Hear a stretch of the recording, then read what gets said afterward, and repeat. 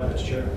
Okay, thank you. We'll call the meeting to order. Is there any declarations of conflict of interest? None. See, no. Seeing none. Can I get approval of the agenda? I would like to approve that, Chair. Thank you. I'll second it. Second by Councilor Rand. Adoption of minutes from our last meeting on the 18th of January. I would like to adopt the minutes from that meeting. I'll second that. Second, perfect.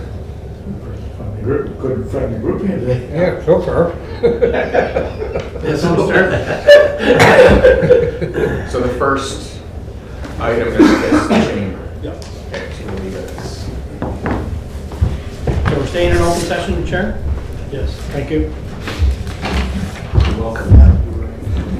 Great. Trying to sell something. Yeah.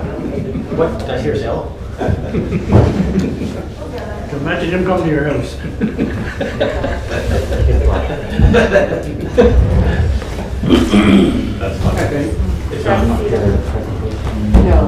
No. Hey, how are you? Great. Sam, kind of sit here and Paul and I'll share the podium. Lucky you, eh? Hey, Penny. How you doing? Nice man. What? Not even with the Remax one. Don't get him on when we'll say, we're trying to keep it quiet. Good luck, thanks. I believe we have about 10 minutes. Is that what are we on? Okay. And then there may be a few questions that may be asked. Sorry, Your Worship. from them. Okay, so 10 to 15 total.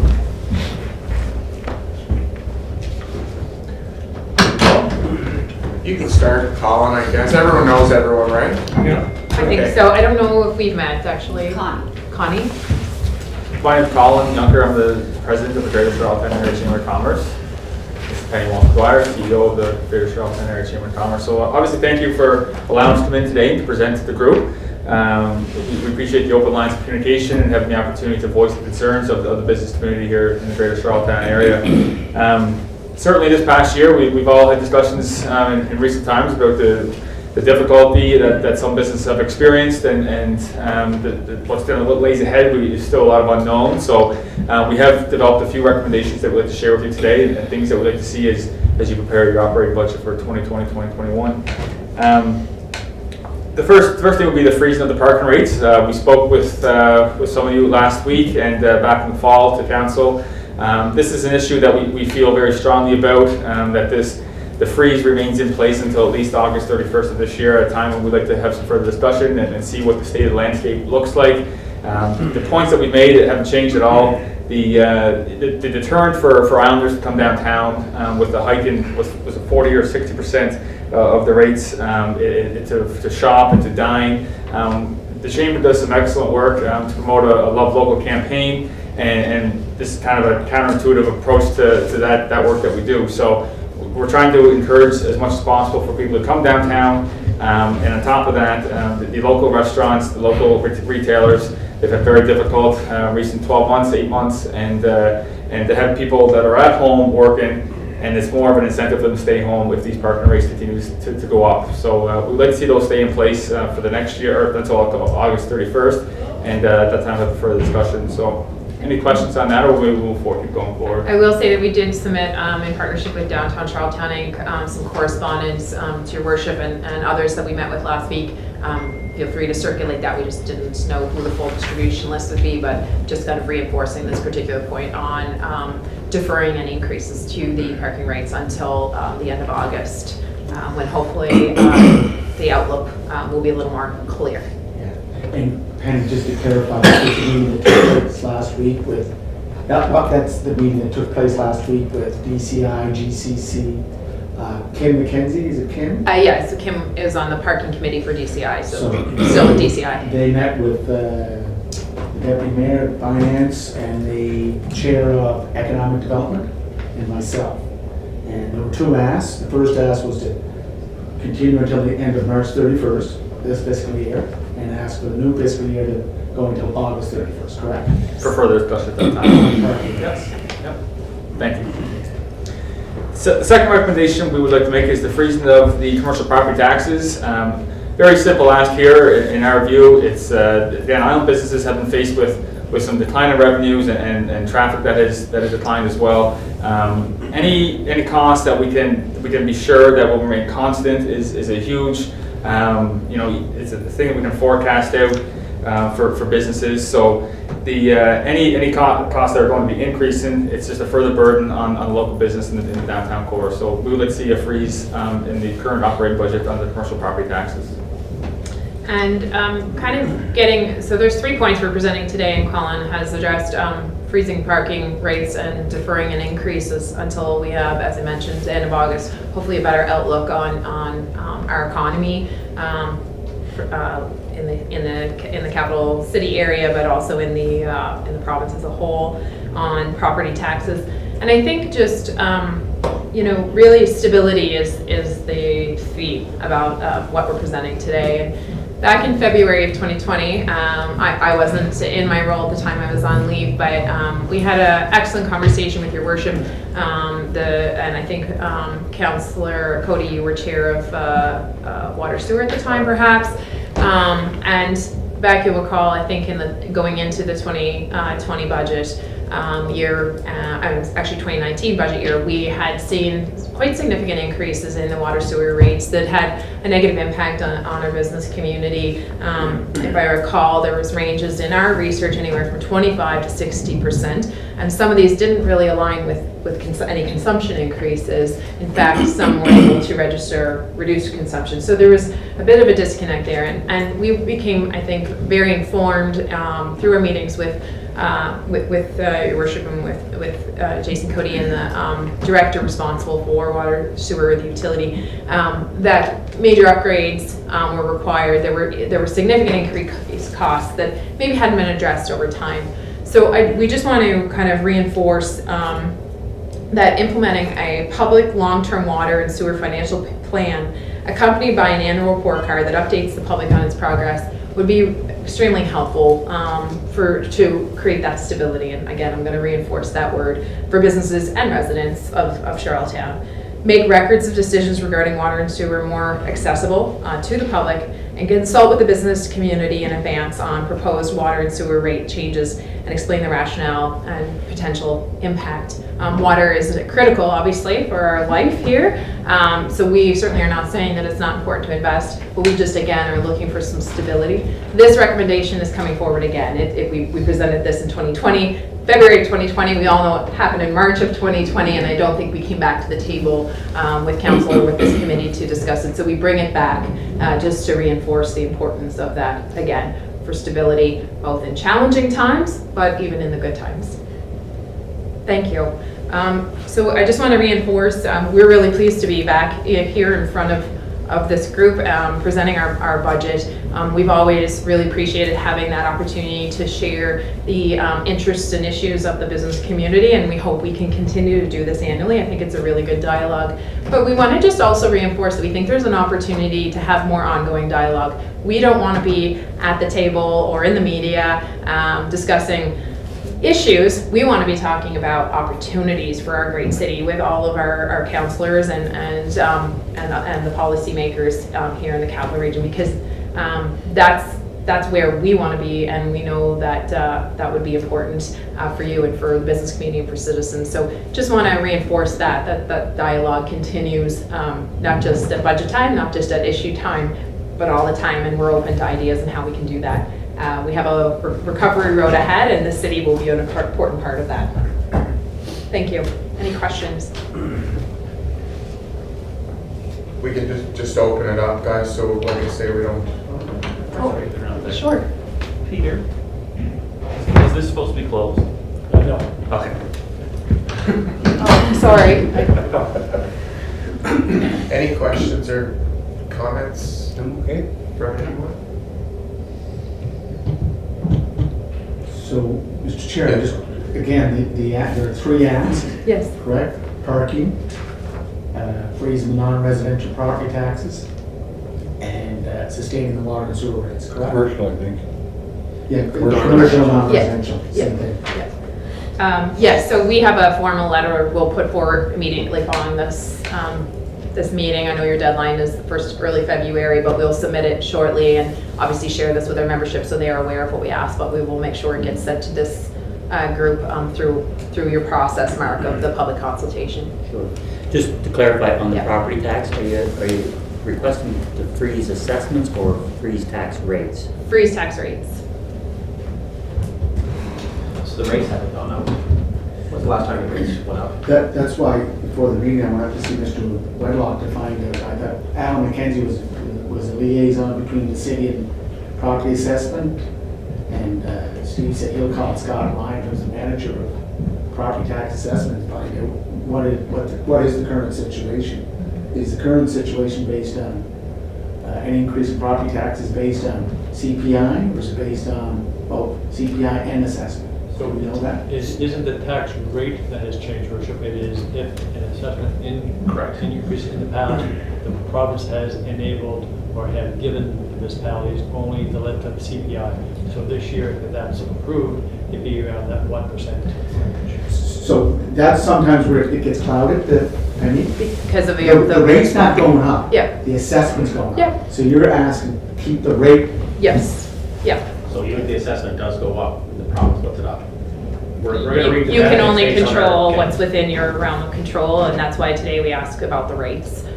And it's really it's related to parking in the sense of this is a very challenging year for businesses, and we're asking for your consideration of keeping that stability for this year. We're not saying don't ever increase rates. We know that your costs go up and you have to consider that, but in this particular environment, we're asking it to be held until we get some stability in place. I don't think the rate has gone up since amalgamation, has it?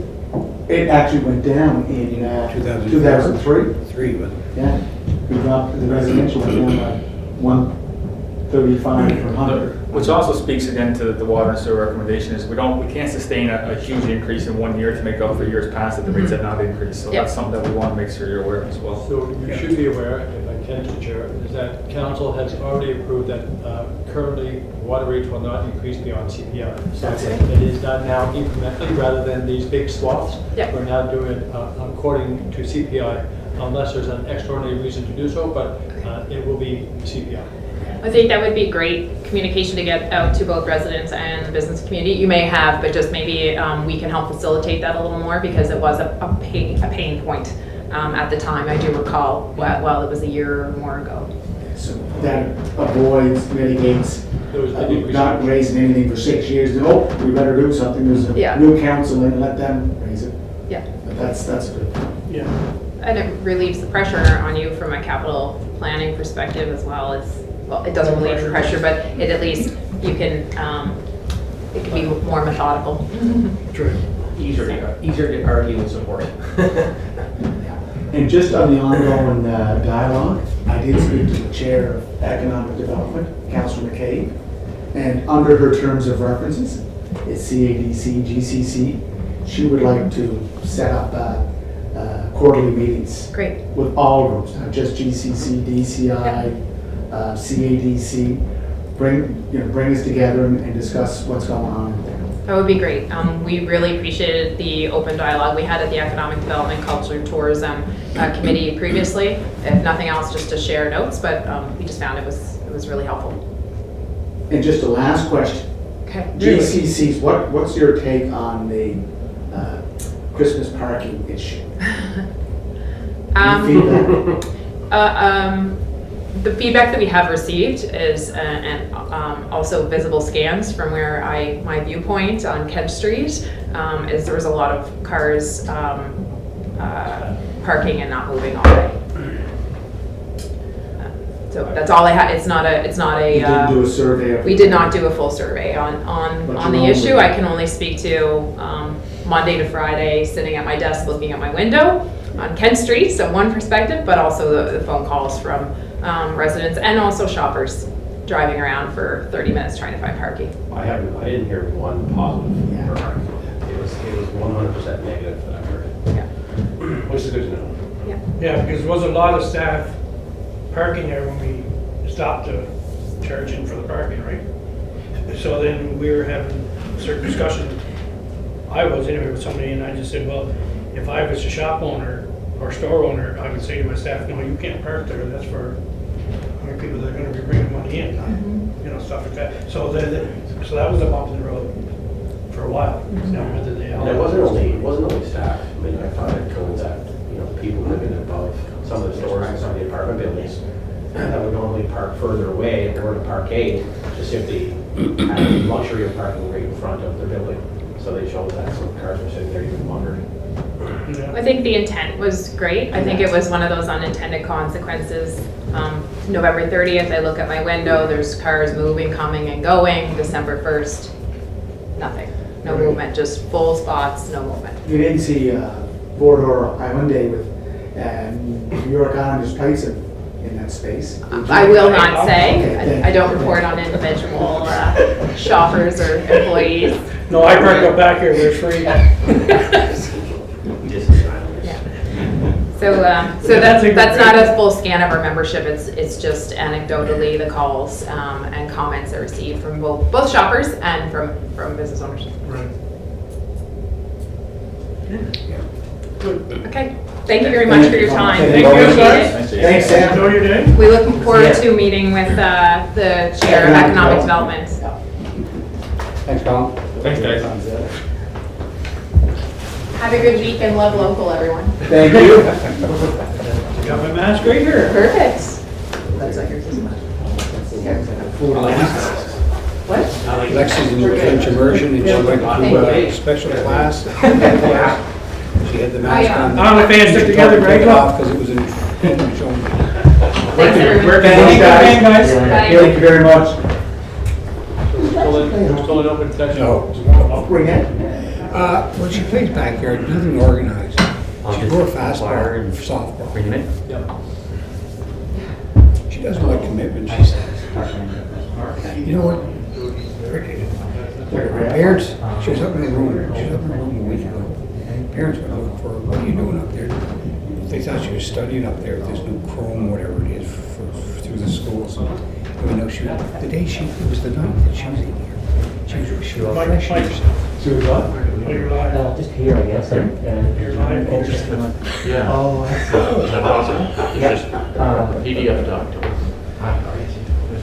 How are you? Hello, good. How are you Hi, Steve, doing? how you doing? Hi, Mike. Throw it in here. Throw it right here, it's fine. Okay. Good. I don't want to get it dirty. Oh, it's all right. Not really dirty. I was putting ice on the rink this morning. Finally. Maybe we can hire you then for the outdoor race on the thing.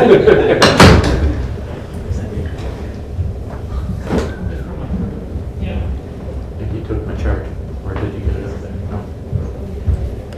He's going to get recorded. Oh, great.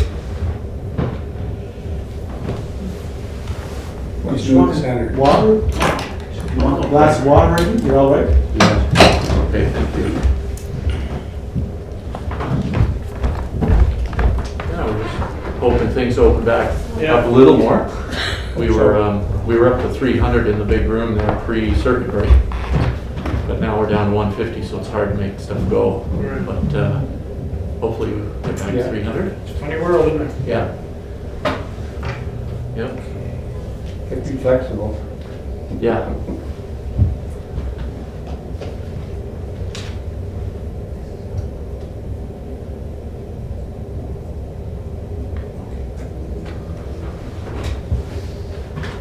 So Mark's pretty sharp, isn't he? Yeah. Man, we're all. We need some extra tech help down the road there. Well, Mark's the man that can do it. Give him a floodlight. So, at this distance, can I take this mask off? Yes. This is, okay, great. Do you operate the Mask, I encourage you to take it off. Or do you want me to? Yes. No, I can't. Just the one. It's just 2 pages, yeah, Oh, yeah. And it's, yeah. okay. Scroll down. All right, well, thanks for giving us some minutes on your agenda. And this is my colleague Jody Zver, the CFO at Fed Center. So we just wanted to quickly give you a couple of minutes on what we're up to, and also a request and to update you on some of our financial work that we're doing. So this chart, and I know you can't see the numbers on the side, but it's 20 years. This is 20 years of our funding and expenses. And if I may, just the This number here is 4 million, and this is 6 million. So 20 years ago, in 99, 2000, Confederation Center cost 6 million a year to run. So this top blue line is our expenses. And in 20 years, we've more than doubled to where now it's about 12 to 13 million, sometimes 14, depends on what shows we're doing in 20 years. The green line is the revenue we earn. So on ticket sales, donations, sponsorship. 20 years ago, we earned 4 out of 6 million. Like a good not-for-profit, we spend what we earn. And here we are still earning 2/3, about 8 million of 12 or 13 is what we ourselves raise. The red line is the federal Canadian Heritage contribution to the center. So 20 years ago, it was 1 million out of 6. They have more than doubled, tripled in fact, to where they give 3 now. 3 out of 12 or 13. And maybe we can go ahead. Sorry, Jody. Is it just a click? There. So with the city, I think as you know, you've forgiven our taxes, which is significant, 200,000 plus. And this is a 20-year chart of that. Now taxes haven't stayed the same, but 20 years ago it was over 250,000. And in that time period, there's been a bit of movement. It dropped there in 2008 to almost 200,000, our property tax.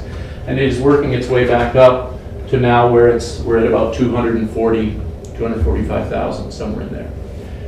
We're very grateful for that tax forgiveness, but that's essentially remained a constant form of support from the city to the center.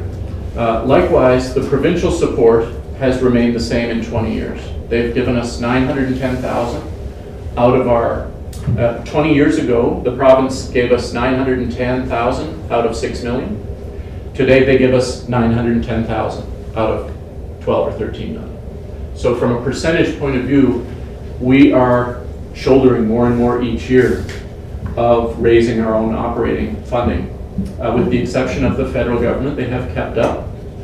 And in that time, our financial impact in the city of Charlottetown has certainly more than doubled to the point where we did that impact study 2 years ago. We showed 26 million in GDP activity. And so I think what we're asking is that the city considers a line item operating wise, in addition to taxes, to the tax relief, to keep track with inflation now and what our costs have been. That number would be up around 350,000. We're asking the city to consider $100,000 in operating contribution to Confederation Center of the Arts. And that's, again, to support what is now a $12 to $13 million a year operation. And some of the differences to highlight from 20 years ago, we were closed in the winters. Back then, we were a summer-only operation, essentially, except for the gallery. Now, we run, in a non-COVID year, we run up 8 to 10 concerts every month, which draw 1,000 people down into the city for dinner and so on, overnight stays. We run a full education program in dance and the arts that brings 500 student visits every week, all fall and winter. Again, lots of influx into the city, lots of contribution to that GDP. And we're launching this spring a community partnership program where we're trying to give better access and more facility to some of our community partners, the United Way, Black Culture Society, the PEI Symphony. We're removing some of the barriers that have prevented those groups from being able to use the center. We'll be announcing the launch of it. It's the Lou McCachran Community Partnership Program. Lou McCachran has come back with another donation that's going to help us launch this program. But really, it's just to say that that's where we're at now. In those 20 years, we've really grown in terms of our expenses and our financial impact. And we think the city of Charlottetown obviously is, in the proximity, is benefiting the most. So I think we're just here to ask you to consider that from your budget, that besides the tax forgiveness, you consider $100,000 a year to contribute to that 12 million operating. Did I miss anything, Jody? Okay. we're here to answer any questions too, of course, that you might have. quickly, Mr. Chair. With the library moving out, what's your intent with that space? So thanks for the question. We know that's an important space for the community. So we did, for the last year and a half, we've done a number of community consultations, both the artistic community and user groups, as well as our funders. And where we've landed is there will be 3 core activities in there.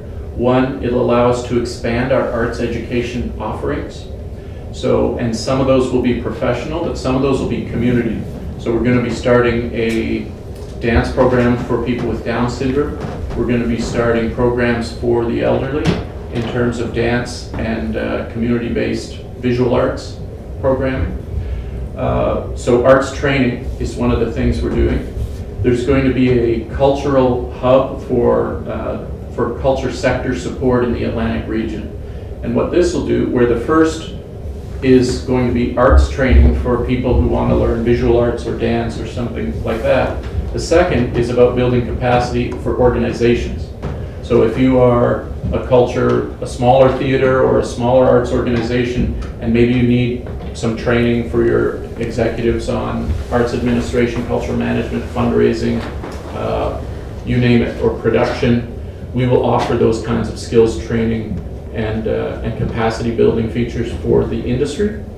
And then the third piece is more of a national endeavor. We're going to create an interpretive center, a Canadian Heritage Interpretive Center. And it's going to be a large physical installation on the history of Canada, told from both colonial and Indigenous perspectives, talking about this country and how it was formed, and where our role is to celebrate Confederation. Obviously, initially, we were a monument to the fathers of Confederation. We're trying to expand that identity to be a monument to an evolving Canada. And while we still celebrate the formation of the country, we also need to play a role in telling the history, the full history of Confederation and its impact on the Indigenous people of Canada. So our hope is to reconnect with the other provinces across the country and territories so that they each have a pavilion in this interpretive center that tells their story of joining Confederation. So it's really 3 parts to what will be in the library: arts education, culture sector, capacity building, and then an interpretive center on Canadian heritage. And to be self-sustaining or to be a combination thereof? We're working on the revenue side of it now. Certainly the arts education programs will have revenue. The involvement of the other provinces and territories, we're hoping, brings them back to the table on operating, because as you may know, they all used to contribute to the operation of the center. They have since all dropped off. Yeah, none of the other provinces contribute to our bottom line. Nova Scotia was left giving $10K. They've recently called and let us know that it's COVID year, we're going to hold back this year. So, but it used to be a significant portion of our operating funding. We're really hoping that this brings them back to the table. It helps them do something about responding to truth and reconciliation by playing a part in the storytelling of Canada from their province's point of view. And honestly, we're hoping to connect through their own heritage and tourism departments. So it's of interest to them to have the 2 million people that come through PEI every summer will learn more about the rest of Canada too. So we're not going to promote them as tourist destinations too much, but but we do want to tell the national story and make it interesting for them to be back. So they're part of our revenue model. And then certainly the leadership development in the culture sector, we will be doing workshops online, in person, and so on. So there's no, Go ahead. Mr. Chair, thank you. There's no way that the provinces back in the old days are going to come aboard again, are there? Well, my predecessors have tried, and I've certainly been talking to them to learn what was tried. And where, Confed Centre was built essentially on national pride. Correct. For Canada's 100th. The provinces and the feds matched 15 cents per capita each to get it built. That same sense of pride was there later, I think, to get the provinces involved. And when I say that, all I mean is they were essentially funding it merely because it was a monument to Canada.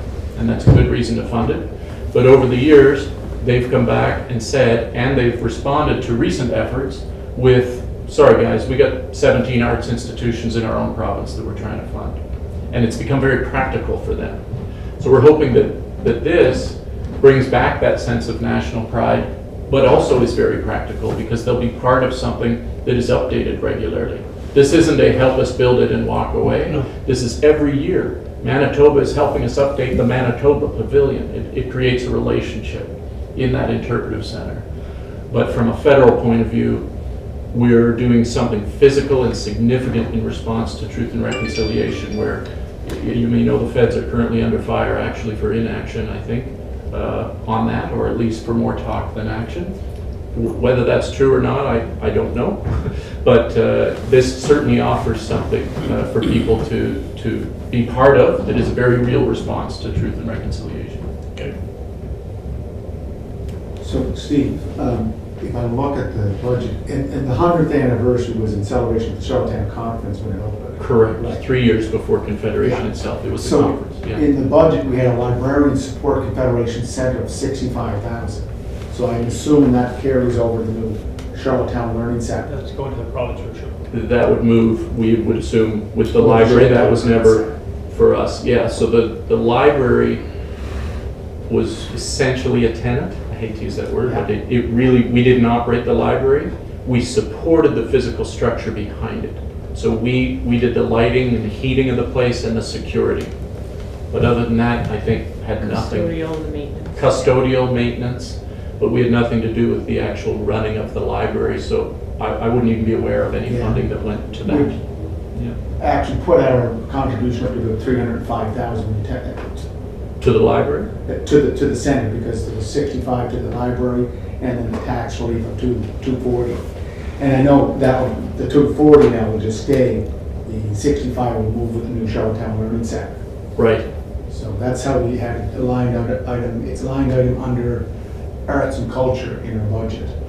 So you had 65 going to the library. Correct. which- And 240 to the center. Right. We also had some shelving books. There was a fee for that we paid, you know. Yeah, and I'm just, Yeah. where did that fall under? That would be great. Supplies. Is Great. that the $10,000 a ton? Could have been. It was around 7,000 every year. Yeah, so there was an additional amount that we added to that. But that also went directly to the library. Yeah, so I don't know. You guys that- wouldn't see that at that all. we wouldn't see any of that. No, That's just, because you're just- that's going to the province essentially, Yeah. whoever runs the library, yeah. Yeah, so it's, and I guess with that, I mean, certainly back to the revenue for that spot, we're also anticipating a loss of some provincial revenue there because they They were a tenant. paid some for the use of that space. Although I don't, yeah, 175,000. 170, which may have been just under what it costs to heat and light that box. And just a follow-up to what you're planning to recreate down here at the Yeah. Victoria Row and with the Province House, Great George Street, Sydney Street, Queen Yeah. Street, Grafton Street. It's with Bantam, right? Bantam's, So we're at the table with that project, the CADC Heritage Project, Yeah. because it's certainly three of our perimeter, our entire perimeter.